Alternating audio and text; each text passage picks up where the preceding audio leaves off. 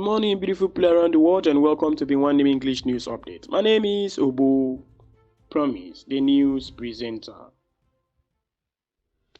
On our news update this morning, the 14th day of July 2024, Nigeria seeks 40 billion naira private sector funds to fight tuberculosis. Nigeria is seeking to raise up to 40 billion naira, that is 25 million USD funding from the private sector to bridge the funding shortfall towards ending tuberculosis in the country by 2030. The coordinating Minister of Health and Social Welfare, Professor Mohammed Ali Pat, who disclosed this in Lagos last week, said the federal government would match the financial commitment made by the private sector towards the goal.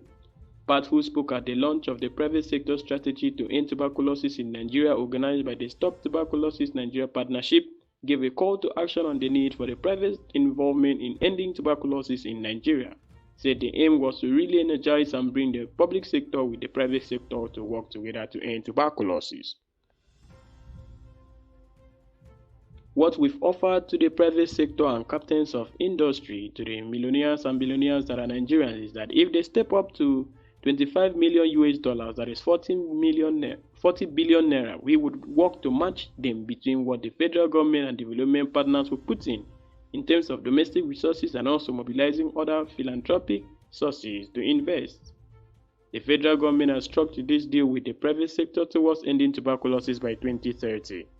Together, we can ensure that our resources are used efficiently, effectively, and transparently, with a plan to monitor our progress over time. My government zero tolerance on corruption, looting of public funds, says Kano Governor Yusuf. Governor Yusuf of Kano State on Saturday said his government is zero tolerance of corruption and looting of public funds.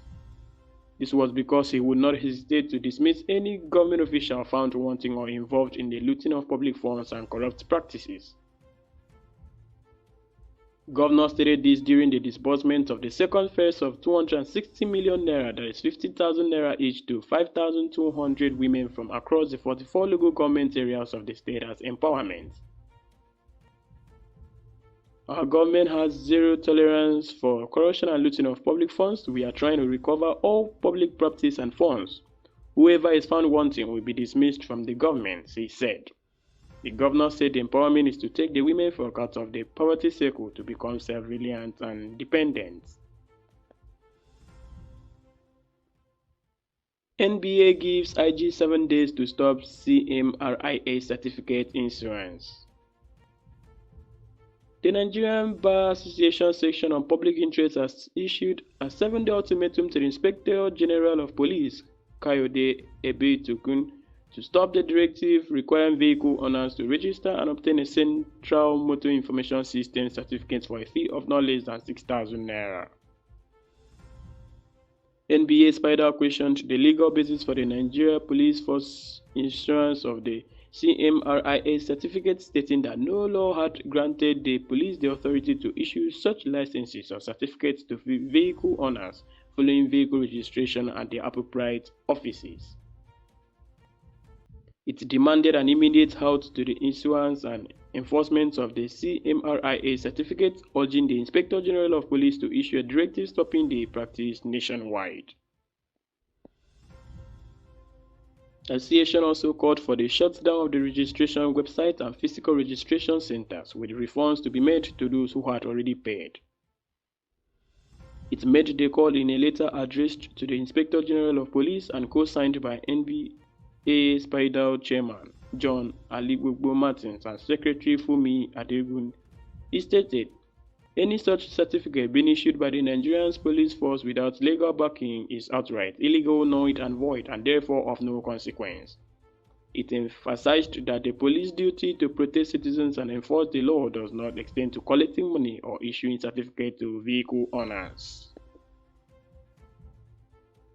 Still on our news update this morning, reps seek halting of foreign firms, unethical practices. The House of Representatives has reiterated the need to address what it called the unethical business conduct by foreign multinationals operating in the Nigerian business environment. Last week, the member representing Ikorodu Federal Constituency, Lagos State, Babajimi Benson, in a motion brought on the floor of the House during the plenary session, called on the Federal Competition and Consumer Protection Commission to immediately stop the unfair business practices being perpetrated by some foreign businesses operating in Nigeria. The lawmaker had argued that a local airline operator, Apis, and a Dangote oil refinery and petrochemical company have been on the receiving end of unethical dealings by their foreign counterparts, warning that if the trend was not checked, it could threaten the survival of the Nigerian economy. Before the commencement of the Lagos to London route by Apis Airlines for below 1 million naira, foreign airlines like British Airways and Ethiopian Airlines sold their one-way air tickets for as high as 4 million naira. As soon as Apis Airlines commenced the sale of their tickets at a lower price, other airlines dropped their prices for below that of Apis Airlines, Mr. Benson lamented on the floor of the Green Chamber last week. In an interview on Sunday, Benson, a chieftain of the All Progressive Congress, gave reasons the President Bola Tinubu-led government must rise to the occasion and save the Nigerian businesses from unhealthy competition. He said unethical practices can lead to a significant loss of government revenue, which affects public expenditure on critical areas like infrastructure, healthcare, and education. Unethical practices involved benefiting from unfair competition.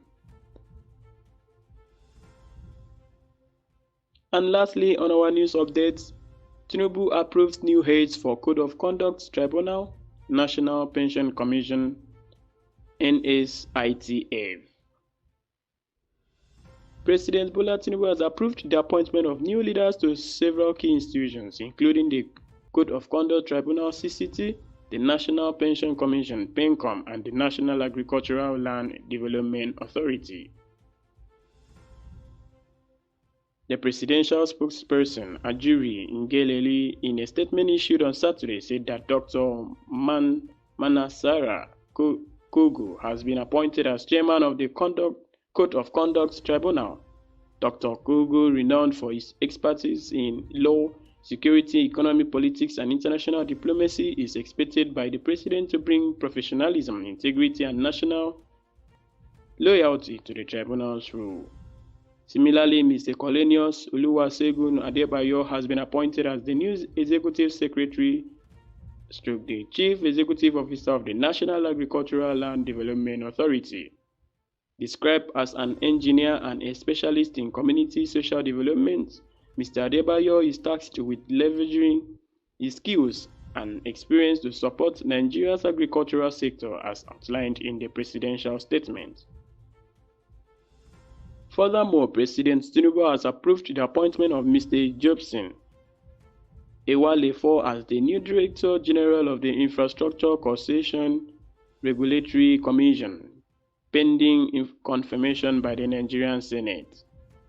Mr. Ewalefo, with extensive experience in government, development organizations, and public-private partnership, is expected to demonstrate unwavering dedication and integrity in managing the ICRC's mandate to enhance national infrastructure investments. Additionally, Mrs. Omulola Oluworaran has been appointed as the new Director General of the National Pension Commission. A seasoned finance and banking expert, Mrs.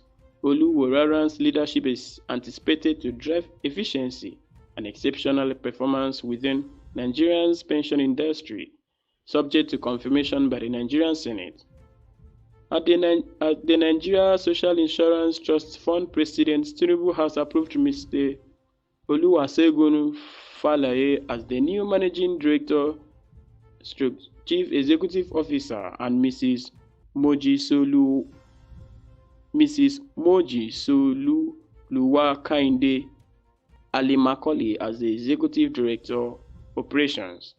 Mr. Falaye, a specialist in legal and corporate finance, and Mrs. Ali Macaulay, a former lawmaker and chairperson of the Lagos State House of Assembly Committee on Women Affairs, poverty alleviation and job creation are tasked with repositioning the NSITF to enhance social protection and service delivery to Nigerians. These appointments underscore President Tinubu's commitment to ensuring capable leadership and effective governance across critical sectors of Nigeria's economy and public administration. And with this, we've come to the end of our news update this morning. A massive thanks for listening to Obinwannem News Hour. Please do ensure to follow Obinwannem media platforms to be updated anytime we come live. My name is still Ubu Promise. Please do have a lovely day. Bye-bye.